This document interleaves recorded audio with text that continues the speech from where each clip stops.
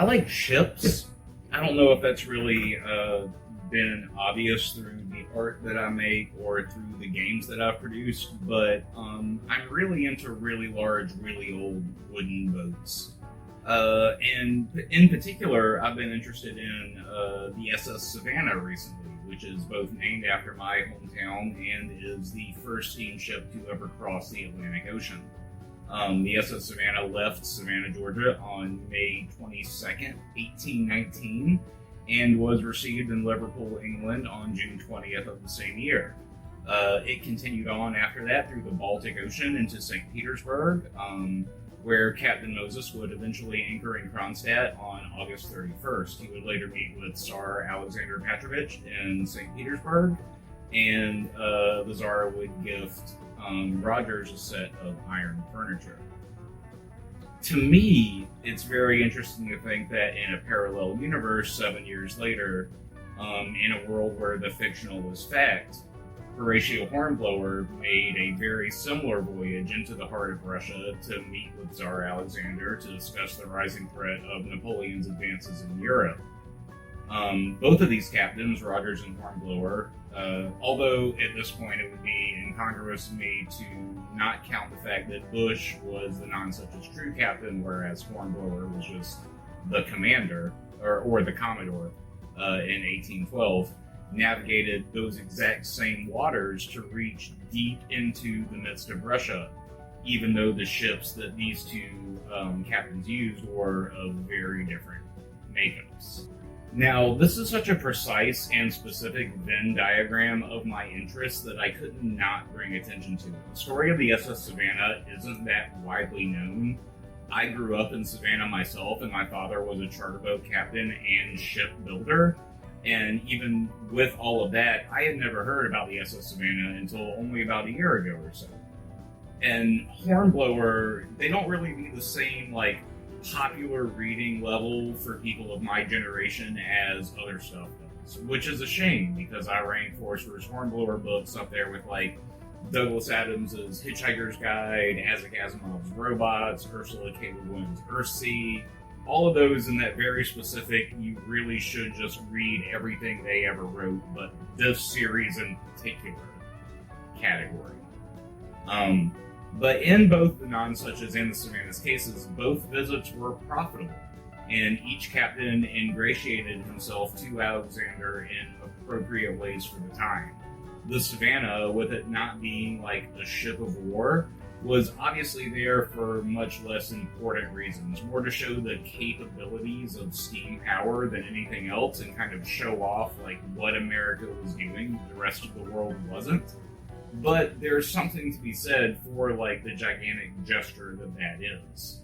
When calling on somebody meant you had to take months or years away from hundreds of men's lives, rather than simply picking up a telephone or sending somebody a message on social media, you saved conversations for important visits only. We've lost something with the ease of access that internet gives, and it's likely for the better, but not in every single way. But to me, what's interesting to think about this is what would Hornblower have thought of the SS Savannah, a ship which combined the powers of steam and sail into one very unsightly beauty. It's impossible to put into words what C.S. Forester would have said about that ship in particular, but we don't really have to because Hornblower himself offered thoughts on steam power at the beginning of Admiral Hornblower in the West Indies, and that is this one. And just to recap, it was when I was rereading Commodore Hornblower when he's talking about going into Russia and stuff, I was wait, all of this sounds really, really familiar. And it sounded really, really familiar because I had just read the SS Savannah, the elegant steamship, and in this, it shows the map, right here, where Hornblower, this is where Hornblower would have left, right here, and, Hornblower would have left, over here in London, not in Liverpool. The Savannah left Savannah here, and then went to Liverpool first, and then went up around here, and then through the Baltic into Russia. But Hornblower would have left down here and then come up this way. But it's still like they still had to navigate all of this, and from here to here, this is basically the same journey. And you can tell it's the same journey because it's the same journey in the Hornblower journals, which is on the screen here. Now, in Hornblower and the West Indies, though, Hornblower himself offers thoughts on steam engines, where he says he remembers discussions where, like, steam kettles had been mentioned, and other people were, like, deriding it. And he was like, although, you know, they think it seems to lead to lazy and worse seamen, I'm not so sure about that. I'm pretty sure this is cool. Like, he called being towed by the Temeraire a fantastic method of progression, even though it was unusual. And everything else we know about him kind of says that it would be weird to suggest he wouldn't attempt to use anything available to give his ship an extra edge against whatever calamity might reach them. Like, Hornblower has always been, you know, like, somewhat forward-thinking in his approach to stuff. You know, he never discounts a new way of thinking if the end result is actually beneficial to the Navy. And if nothing else, like, his disdain for having a chaplain on board surely denotes some measure of common sense. There isn't any ultimate message here. I don't have, like, some gigantic thing that I want to get across. I just think it's very interesting that both Commodore Hornblower and the SS Savannah took the same paths through Russia, went to the same places, met the same people, and not only that, like, received very similar gifts. Like, Hornblower got some stuff from Alexander, Rogers got some stuff from Alexander.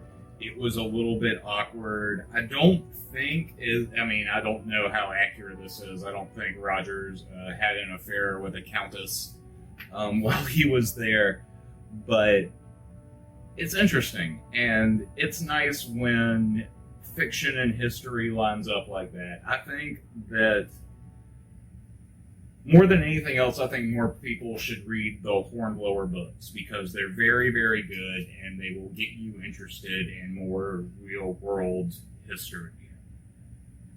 So, yeah.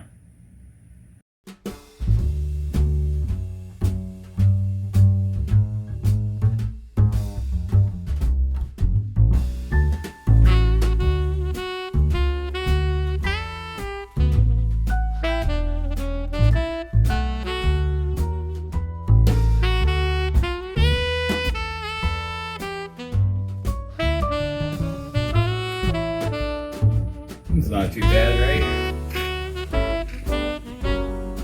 This is the Cuddy Sark from like 1869, right?